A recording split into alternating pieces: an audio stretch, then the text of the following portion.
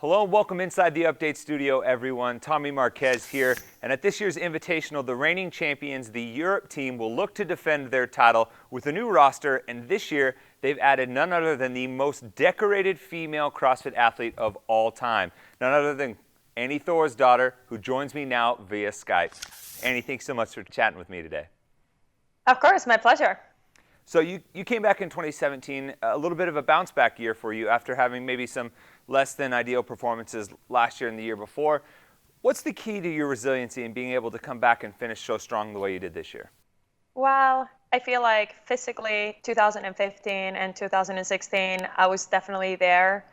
2015, that was kind of out of my control what happened and had to withdraw from the competition. 2016, I was definitely in the best shape that I had ever been, but mentally, I don't think I had worked through the problems that I went through 2015. I was just scared going into it. I was so afraid the same thing would happen again.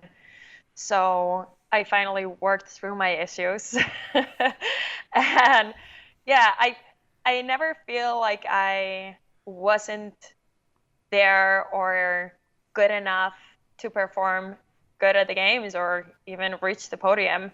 It was out of my control, and then hadn't worked through my issues.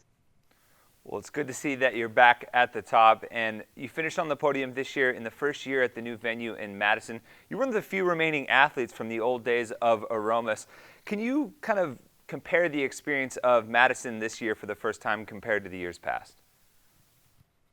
Well, I think it's just awesome that I've actually gotten to try 3 different venues for the CrossFit Games, first off. But I don't know, I think Aromas was amazing, and that was perfect for my first year at the Games. It was so intimate and more like a local throwdown.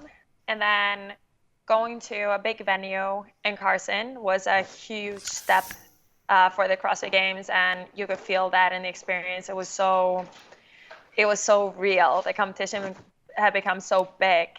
And I loved that venue. I loved the LA feeling and the California weather. I really liked it. But I think I've never enjoyed it as much as this year in Madison. I thought it was awesome to change the venue. And also, I have so many great memories from California, but I also have a couple of bad ones. So I think it was really good for me to get to a new venue. It was like a clean slate. And I thought it was awesome to be in Madison. And I felt like the whole city was just into the CrossFit Games. Well, now up next we have the Invitational, and congrats on doing so well in the team series as well. But when you look at your Europe team, you have Sarah, you have Bjorgvin, you have Jason Smith filling in as well.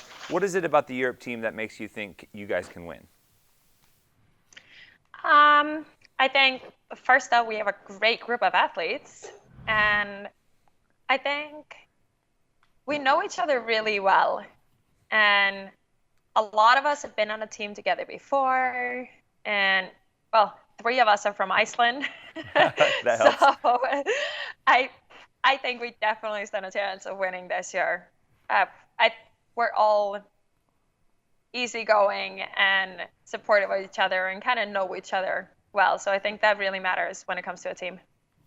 And so you've been to the Invitational multiple times. In your mind, what's one of the biggest factors for a team performing well in this type of setting?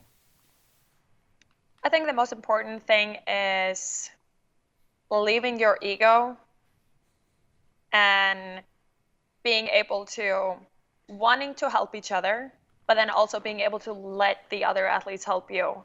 So not wanting to necessarily split everything 50-50, rather know each other's strengths and weaknesses and being able to work together. I think that's the most important thing. Now, kind of looking forward to next year before we go, one last question. You've basically accomplished everything there is to accomplish in this sport. What's next for you in 2018 and beyond? Well, I always just take 1 year at a time. And going into the games, I never know if I'm going to go again individual. I focus on that 1 year. I just learned that as an athlete, you can't really plan too far ahead. After the games this year, I felt really good, like I said. And physically and mentally, it was one of the best years I've had at the games, and I'm still evolving as an athlete. I still feel like I can keep on improving. I still have holes that I can work on. And I think being so close together there on the top, it makes it so exciting and so much fun to be there.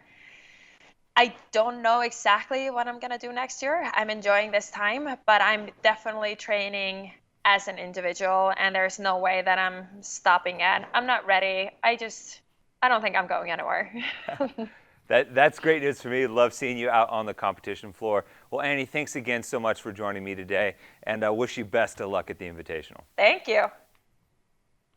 If you want to see Annie Thorisdottir and the Europe team try and defend their Invitational title, action goes down November 5th at the Margaret Court Arena down in Melbourne, Australia. The competition starts at 4 p.m. That's local time to Australia, so be sure to double check to see what time that is wherever you're tuning in from. Also, if you want to see it live, tickets are available now, and you can get that as well as any other coverage regarding the Invitational at games.crossfit.com.